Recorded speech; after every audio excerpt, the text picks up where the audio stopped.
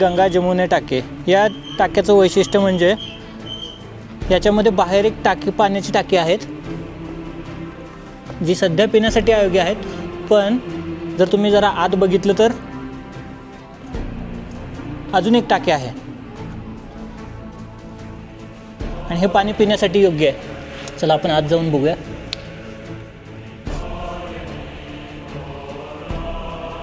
मला पाण्यातला तळ पण दिसतोय.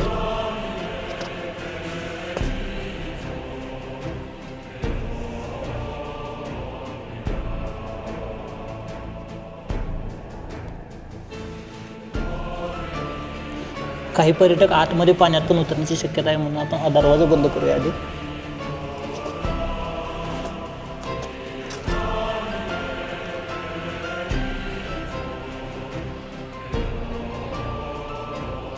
आणि हा दरवाजा पण आपण बंद करू.